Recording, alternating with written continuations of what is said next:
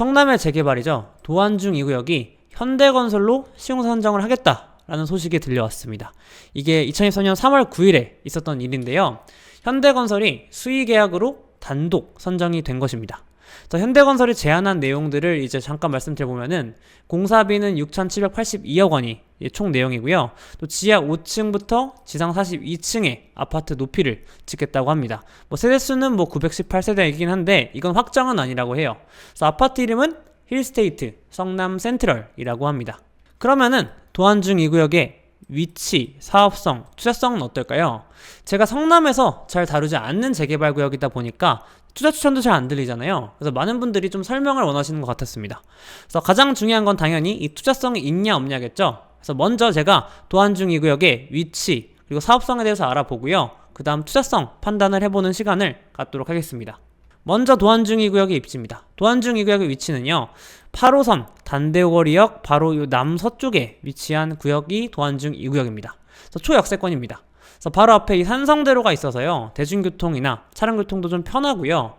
그 외에도 제가 계속 말씀드리고 있는 신흥역 상권에서부터 단대오거리역까지 이 상권이 성남 원도심 내에서 가장 좋다 보니까 이런 상권적으로도 가장 훌륭하고, 또 그 외에도 그 반대편에 희망대 공원이나 법조타운까지 새로 들어오고 있기 때문에 정말 위치적으로 훌륭하다라고 말씀드릴 수 있겠고요. 그 외에도요, 도안중 2구역은 주변에 다 아파트 단지입니다. 그래서 이미 그랑매종, 롯데캐슬, 하늘채 앤더스원, 힐스테이트가 들어와 있죠. 근데 앞으로 재개발을 통해서 도안중 1구역, 신흥 3구역, 중앙동 소규모 정비 이런 것들까지 다 입주하게 된다고 하면은 주변이 다 아파트 밭이고 그만큼 살기 좋고 위치가 좋다라는 것을 여러분들이 아실 수 있으실 것 같습니다.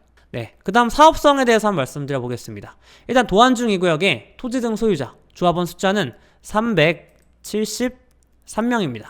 여기에 앞서 말한 현대건설이 제안했죠. 아파트 918세대 짓는다. 아마 이런 느낌으로 짓는 건데, 이 대안 1처럼요. 대안 1.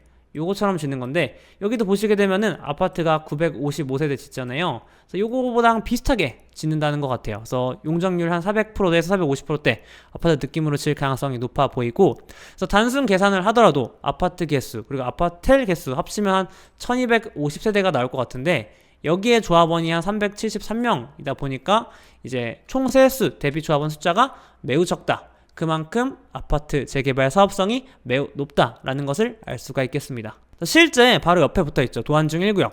이것도 비례율이 지금 최근에 공사비 오른 거 감안해도 120% 정도 나오거든요. 그래서 도안중 1구역도 조합원 숫자 대비 일반 분양 물량이 도안중 2구역처럼 많이 차이가 납니다. 이는 도안중 2구역 또한 사업성이 매우 높을 것이다 라고 기대가 되는 부분이고요.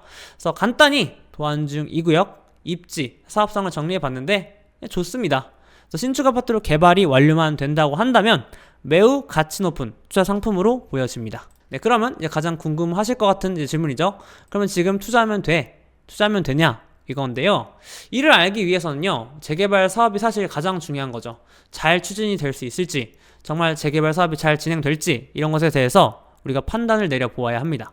그래서 일단 도안중 2구역의 토지당 소유자 숫자, 조합원 숫자가 매우 적다라고 말씀드렸잖아요. 이 이유가 있습니다. 이 이유는요, 이 재개발 구역 내에 큰 건물들이 매우 많기 때문입니다.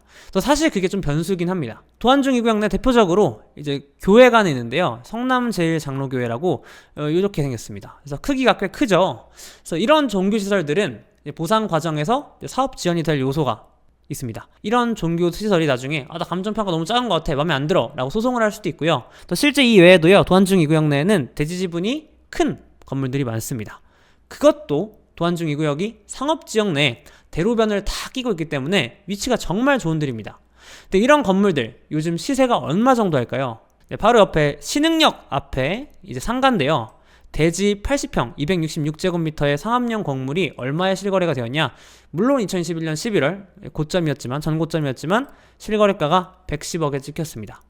평당가 얼마냐면요, 1억 3,700 정도 돼요. 1.37억 평당이에요, 평당. 그러면 조합 입장에서 도안중 2구역 네, 근 상가 건물들 갖고 있는 사람들한테 이렇게 평당 1억 정도의 감정평가를 해서 보상을 해줄 수 있을까요?